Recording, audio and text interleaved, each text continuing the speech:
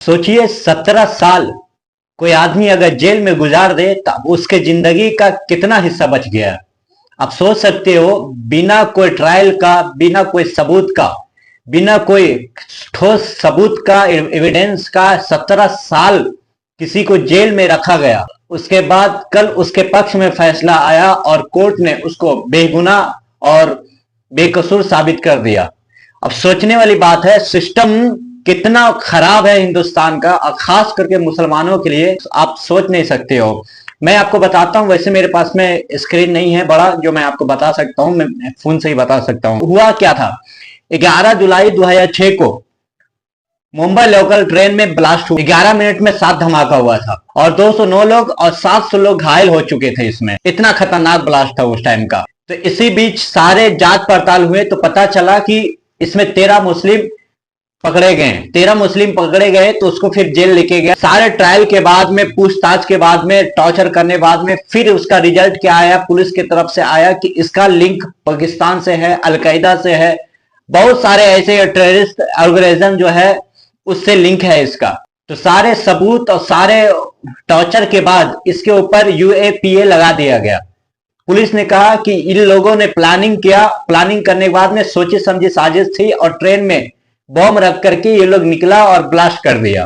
Police का कहना यह था। जब 2015-2016 में इसका केस चला और कोर्ट का फैसला आया, 12 लोगों को दोषी ठहराया गया, 5 लोगों को फांसी की सजा, 7 लोगों को उम्र कैद की सजा सुनाया गया। इतना ट्रायल होने के बाद इन 12 लोगों पे कोर्ट ने बजाते कह दिया कि इन लोगों के पास में ये इल्जाम लगता है कि इन लोगों ने साजिश किया और ट्रेन में बम रखा, और बम रखने के बाद में इन लोग का अच्छा प्लानिंग था, वेल प्लानिंग था, और प्लानिंग के तहत ये लोग अलकायदा और लश्कर ए तैयबा जैसे संगठनों से इनका एक लिंक था, पाकिस्तानी आतंकवादी संगठन से।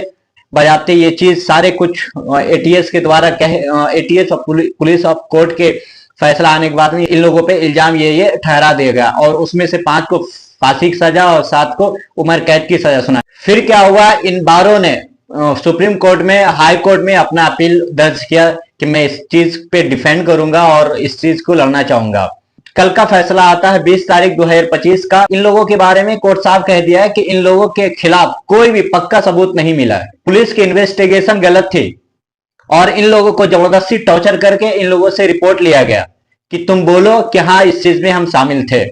इस तरह से पूरा साजिश के तहत इनको फंसा दिया गया। कल का फैसला आ रहा है, ये बिल्कुल क्लियर कर दे रहा है पुलिस का इन्वेस्टिगेशन बिल्कुल गलत था और इनको फोर्स कर करके इनको फंसाया गया। इन लोगों को 17 साल बिना कोई चीज, बिना कोई सबूत के, बिना कोई मतलब के 17 साल जेल में रख दिया। मतलब आधी जिंदगी इसका खराब कर दिया, बर्बाद कर दिया। सवाल वही है कि 17 साल किसी को बेगुनाह और बिना कोई विटनेस का रखा गया जेल में। कुछ दिन पहले आप देखे होंगे कि तबलीगी जमात वाले को भी रिहाई मिले, उनको भी बेकसूर और बेगुनाह साबित कर दिया गया।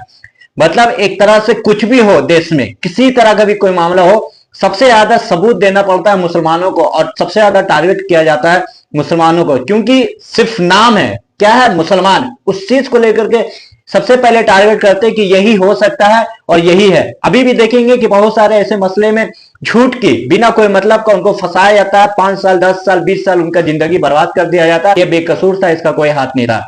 अब सोचने वाली बात है, इतने साल उनका जिंदगी बर्बाद कर दिए गए, इसका हिसाब कौन देगा? ये सरकार से सवाल होता है कि सरकार इतना अंधा क्यों है और कानून इतना अंधा क्यों है, जो बिना किसी मतलब का किसी को भी इस तरह से जेल में रख दिया जाता है, उसकी जिंदगी बर्बाद कर दिया जाता है। बाकी आप लोग क्या सोचते हैं इसके बारे में, अपनी राय जरूर दें। जय हिंद।